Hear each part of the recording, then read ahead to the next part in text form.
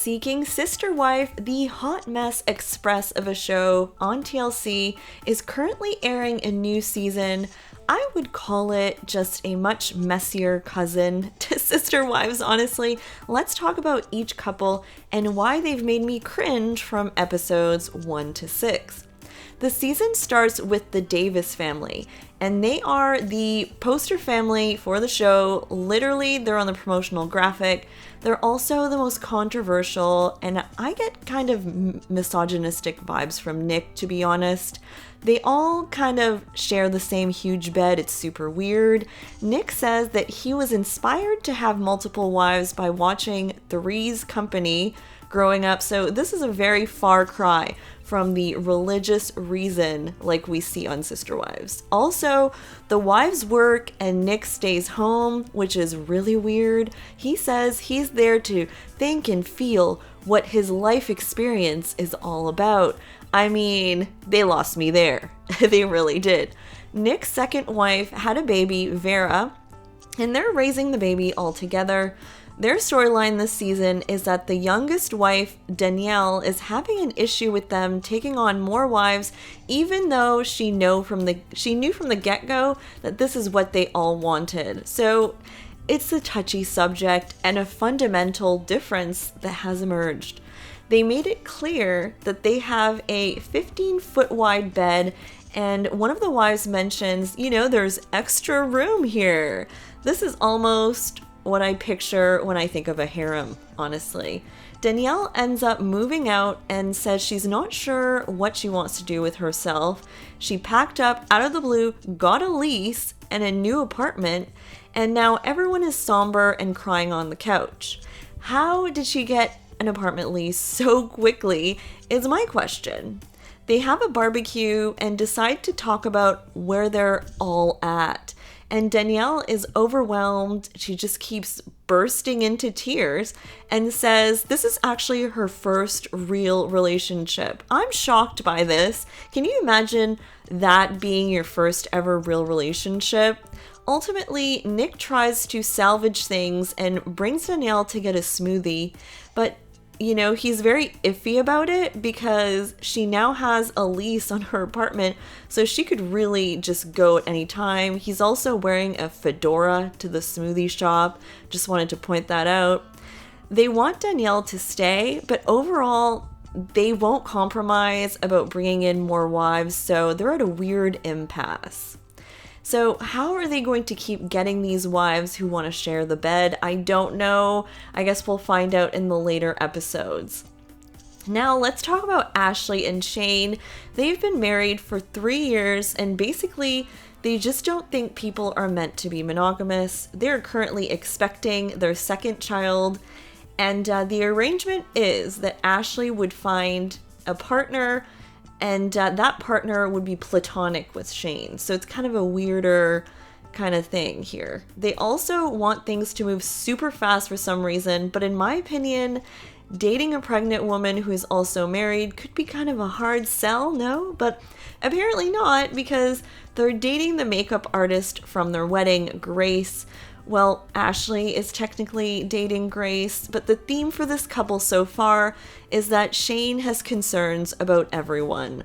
Shane finally meets Grace and they have just a terrible conversation. It starts out pretty innocently about where they had their first kiss. Then Grace continues on to say that she actually channels the universe to release entrepreneurs from blocks to their success. That's what she does for her job. I swear Shane almost burst out laughing and says that, he doesn't really believe in that stuff. And then Grace kind of punches back by saying it shows that he never went to therapy. Yeah, this is a train wreck conversation. Also, Grace's eyebrows, I can't stop looking at them. What is going on here? Ashley was pretty quiet the whole time during the conversation, but she's not ready to let Grace go. She wants to think about it, not in an emotional mindset. But ultimately, they break up with Grace over text. But very quickly, Ashley is back on the wagon and she's dating this new girl, Sarah, who she's actually attracted to. She has a child too, but Sarah admits the pregnancy thing, kind of weird. I mean, of course. Yeah, no kidding. She's ready to pop literally anytime. Imagine if Ashley went into labor at one of her dates. Also, is she going to take a break from finding a wife when she has the baby? I just can't imagine dating and having a newborn. They all go mini putting, and Shane immediately gets a little jealous or awkward when they start to flirt, but he likes Sarah a lot better than Grace, who he literally hated. Shane just has more doubts, and I'm not surprised. I don't think anyone will be good enough to come into their dynamic for Shane. I mean, it's not like he's gonna reap any benefits except get a friend, if that makes sense. So there's less in it for him. And now Danielle and Garrick are back, and I just cannot with Garrick. And in my opinion, he uses God as an excuse to make bad decisions or something. I don't know what's going on there, but immediately in his first scene, he goes on a tangent about how the Holy Ghost is involved with the man and the I don't know. I'm not surprised with anything he says anymore at all. So they now have 2 teenage sons who will be coming along to meet their new potential love interest. And let's remember that Danielle got a divorce from Garrick so that he could marry someone named Roberta and bring her to America. But Roberta dumped them, and they're still kind of recovering from that. But now they've quickly moved on to dating a girl from Brazil who does not speak any English, Natalia. And Danielle's brother thinks Garrick is absolutely crazy. I mean, how does not everyone think Garrick's crazy? Everyone does, but in true Merrifield fashion, they keep pressing on because, quote unquote, God told them in the garage or something like that. Danielle admits to her sister-in-law that she's not ready to date this woman, Natalia, but at this point, there's just no stopping Garrick, who's like literally a dog with a bone about this. She has a talk with Garrick about taking it slower, and Garrick immediately shuts it down and basically says, well, if God tells you to do something, you do it. He says that God came to him in the garage to tell them they should marry the woman from Brazil. I mean, I can't. And so they head off to Mexico with their boys with them because they thought that it was a good idea to bring them. I don't know. Initially, there are issues with Natalia's visa coming to Mexico. Garrick is in tears, but Natalia suddenly shows up in the lobby, and I think I spotted their sons filming it on a GoPro.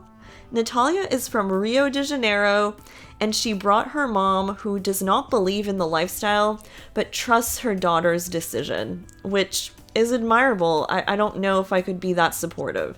Initially, they have these one-word conversations, so it's really awkward. They're like, tired? Cold? Yeah.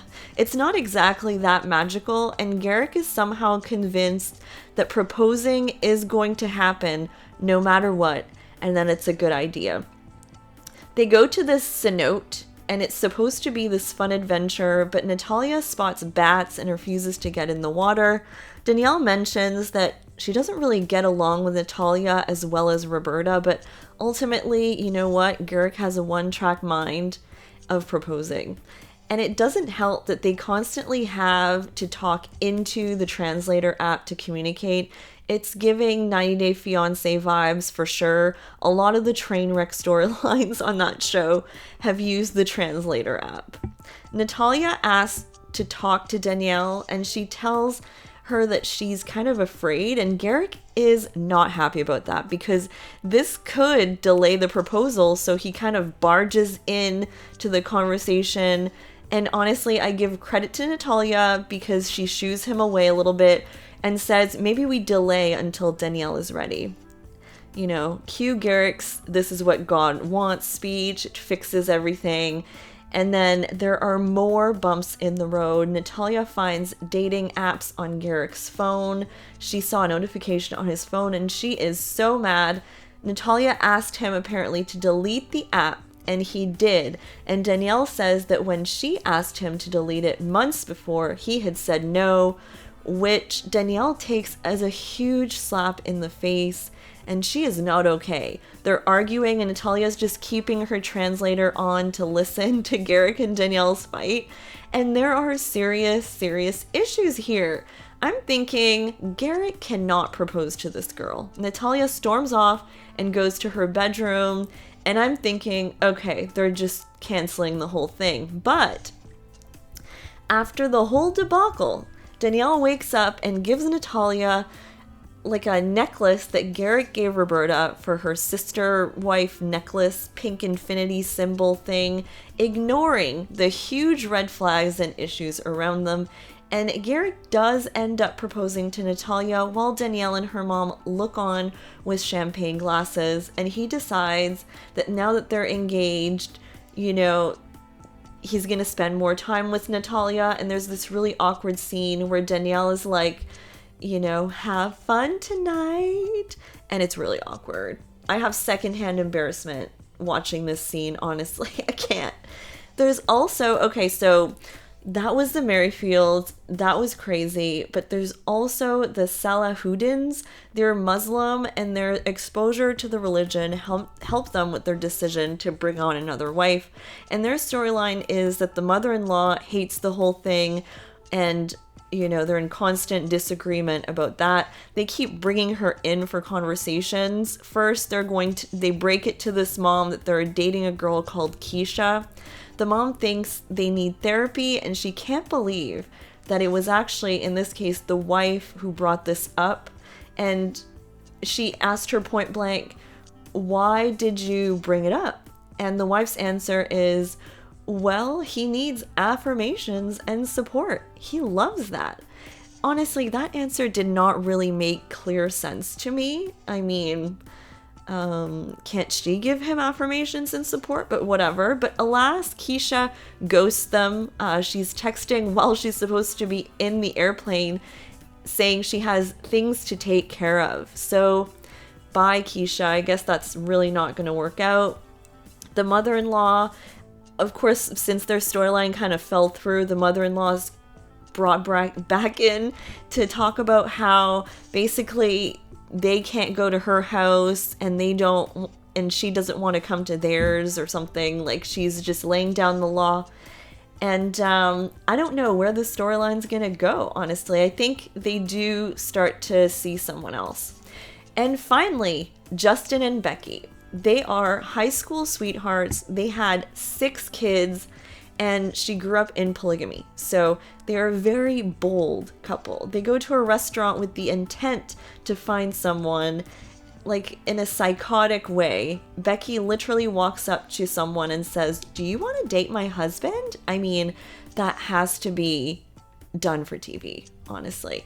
At first, the girl says that she's not interested, but actually, I think she thinks Justin's cute, so she says she's willing to know more, or wants to be on TV, I don't know. But she backtracked at the last minute, and we have another ghosting situation.